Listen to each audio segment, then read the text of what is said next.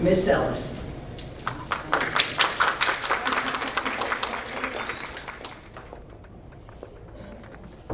Good morning, ladies. I'm a little bit, gosh, Therese.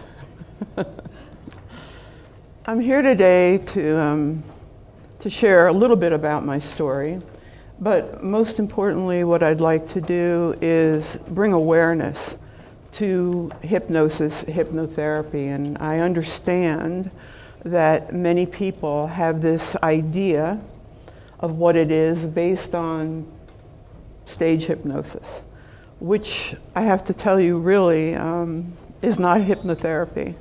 And these things that you see on the stage and so forth with these individuals is an entrancement act.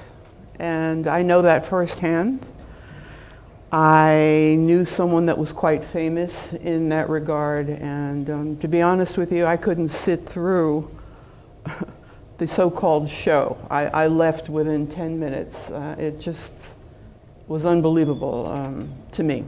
So to be clear, hypnotherapy has been around since the Egyptian times, and it's been documented, and actually before then. So over 4,000 years ago, and they would go into their sacred temples. The elite had that privilege, and learn how to use their subconscious mind. I often wondered over the years how they built the pyramids, and science, of course, today is still not forthcoming with what they know. And the truth is, they did this via the subconscious mind. And the subconscious mind, some people refer to it as the unconscious mind, rules our lives. How is that possible? Well, it co-created you in the womb. And the truth is, and with the clients that I've worked with over the last 11 years and what I've come to know about myself, is that from the third trimester in the womb up until 10 years of age, there's an aspect of our minds, ladies, that is considered the critical factor. And it acts as a oil filter, okay? Letting information in or blocking information. Well, as you know, as babies, when babies come on the planet, we're so open and innocent and just wanting to learn and full of love. Until we come on planet Earth and we're exposed to different people's thought processes and challenges that they've had and didn't overcome and so on and so forth. So what happens to us? From the third trimester up until 10 years of age, our unconscious mind, with not having the ability to use the critical factor of mind, takes in all this information. We become the products of our environment. So we spend the rest of our lives, not all of us, but most of us, acting out on default. And we're not even aware. You know, we think, well, this is just the way life is, or this is just the deck of cards that I was dealt, you know, from birth. No, that's not true. Everything that we were exposed to, including Bugs Bunny cartoons, has been taken into the unconscious mind up until 10 years of age. At 10 years of age, that aspect of mind that I mentioned, the critical factor, hardens, and we have the ability then to say yes or no to information. So, for example, mommy's yelling at daddy, and that's not a good thing, and it hurts me. And all of these things, prior to the age of 10, are lodged in the unconscious mind. So many of the clients that I see, if not all of them, have a challenge of some sort because we all are products of our environment. Thankfully, when I came on the planet, I was gifted with a very strong intuitive faculty.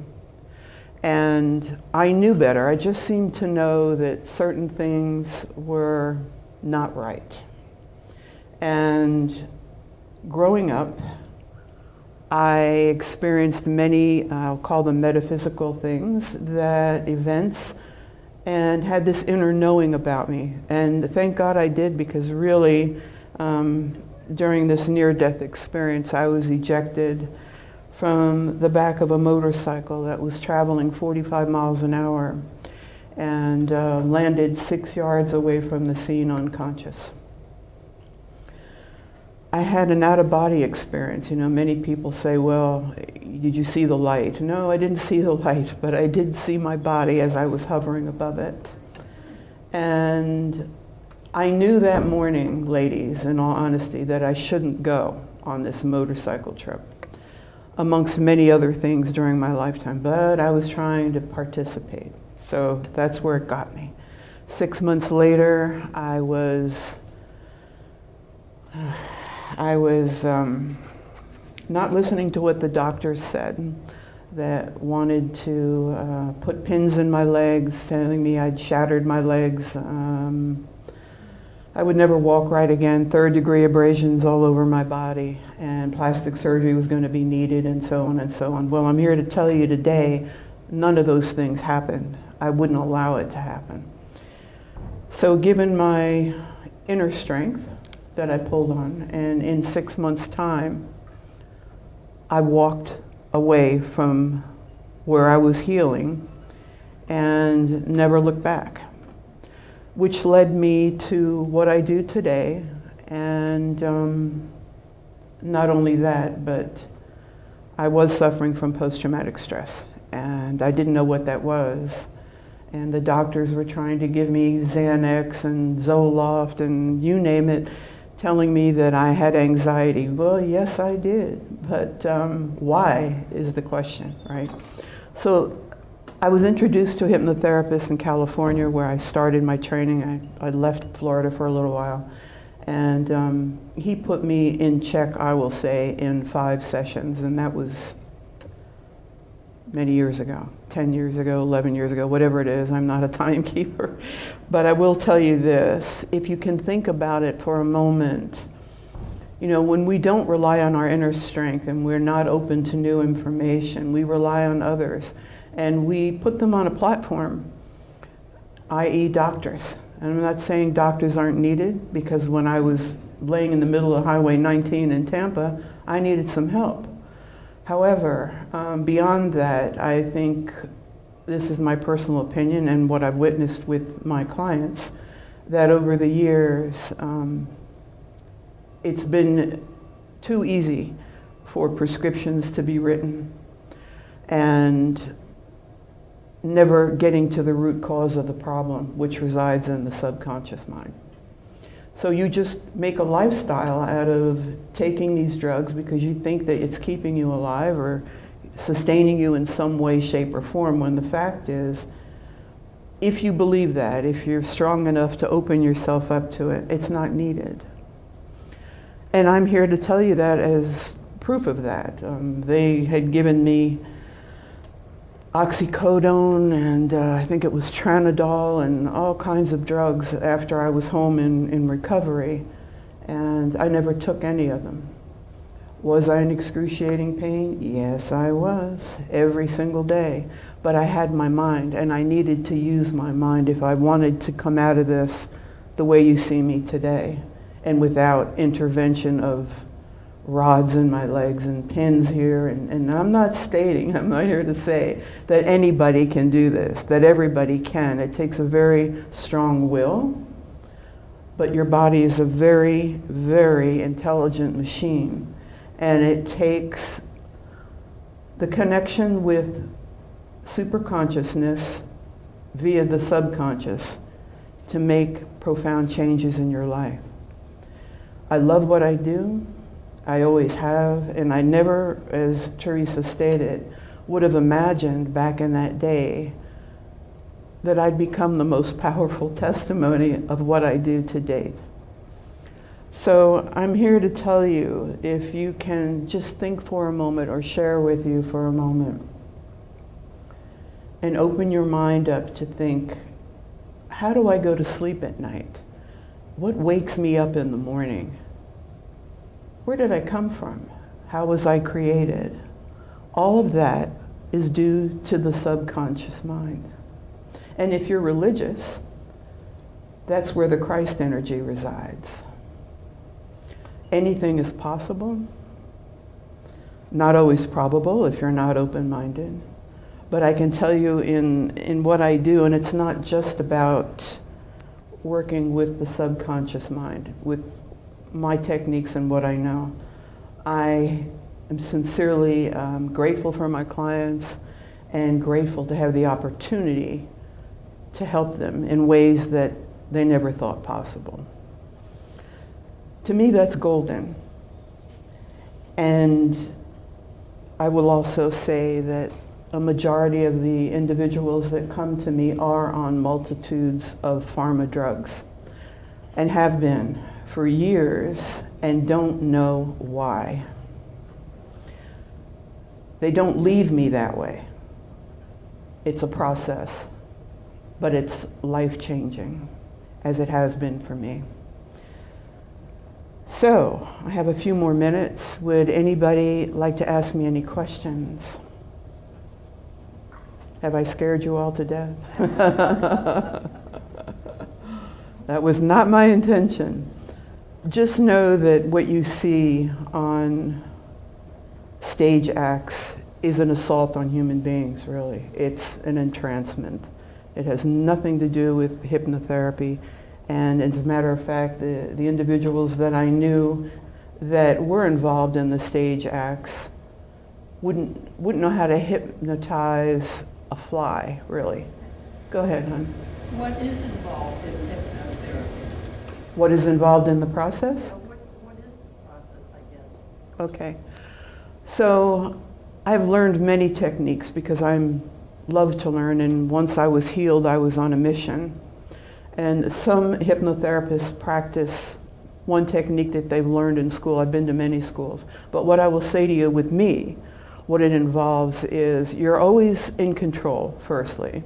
Okay, so that's a misconception based on the stage acts that you might have seen or witnessed.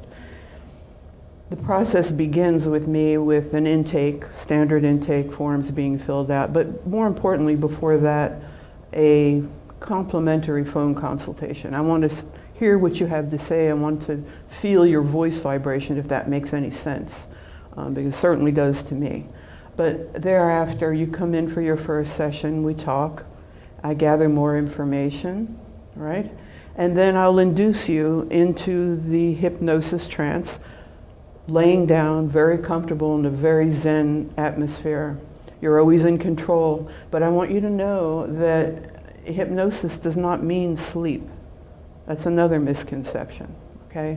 You're awake, always in control, but very, very relaxed. And most of my clients don't want to leave because it feels so good. And those feelings will stay with you for a while, okay, until the next session. There's not a magic bullet here. I can't say that I can help you in one session. I wasn't.